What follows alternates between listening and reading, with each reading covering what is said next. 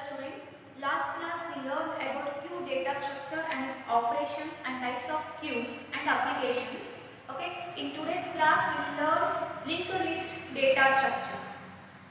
One disadvantage of using of arrays is that arrays are static structures and these cannot be easily extended to fit the data. Therefore, during insertion, array elements are shifted into higher order memory locations, and during deletion, array elements are shifted into lower order memory locations. In this chapter, we study a new data structure called as linked list to overcome this feedback of arrays. Linked list is a collection of elements, or it is a collection of items, and contains node. Each node contains two parts. One is data part and the one is link field. Data field contains or which stores information or element. Link field which contains a address of the next node.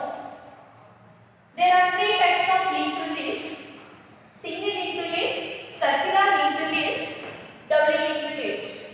Single linked list is a simple linked list, means here each node contains only one link field between the links. The first node is start node, which contains the address field of the first node. Next, it contains the data item 10.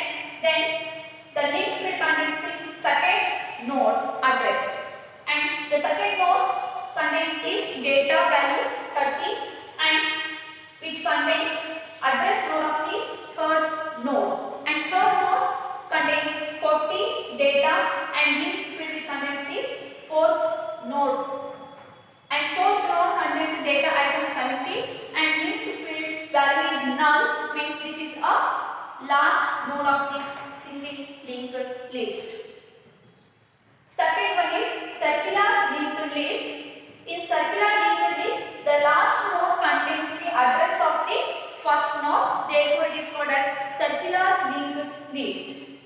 In this example, this node, the start node contains the first node address, the first node contains the second node address, the second node contains the third node address, the third node contains the fourth node address, the fourth node contains the address of the first node, and each node contains different data items, that is 30, 40, 50, 60. Third one is doubly linked list. In doubly linked list, we contains three parts: back,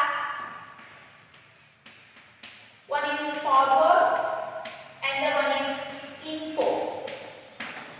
The back, info, forward. The back, which contains the address of the previous node; forward, which contains the address of the next node; info, which stores the data elements or items. For example, the start node contains the first node of address, that is back, and forward node contains the next node of the address. Again, in second node, the back node contains the first node of address, and forward contains the next node of the address. And in this node, the back contains the previous node of the address, and forward contains the null value, means this is a last node of this linked list, and contains the data values 10, 20, 30 respective nodes. We'll see operations on linked list. Operations on linked list are linked list, traverse, insertion, deletion, search, merge. Linked list operation which creates a new linked list with n number of nodes containing two parts: data field and link field. Data field which used to store the data, link field which used to address the next node. Second one is traverse. Traverse means accessing each element of the node one by another is called traverse. Insertion. Insertion operation we use to inserting a new element into the linked list. Deletion. Deleting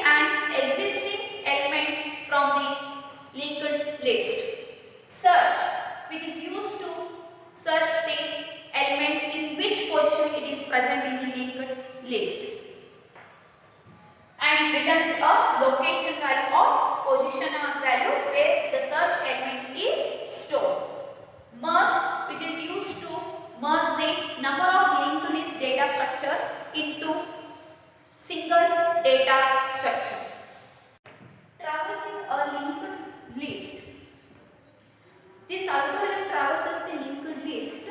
Here, the start node contains the address of the first node and another P is a pointer which is used to visit all the elements from the beginning to end of the linked list. Let's see our algorithm step by step. In first step, P is equal to start.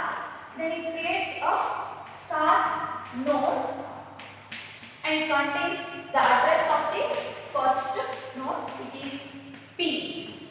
The next step, while P is not equal to null. Suppose the P data field contains the value 10, then linked field contains the null value, then it is considered as the last node of the linked list.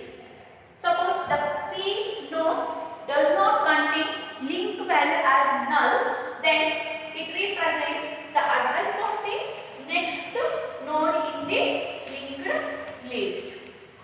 Then in first step it checks whether the P value is not equivalent to null.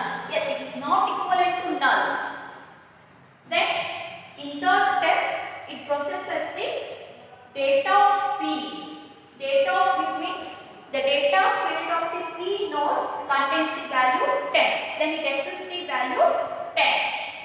In next step, P is equal to link of P.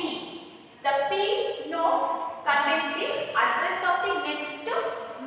Then the P pointer move to the second node.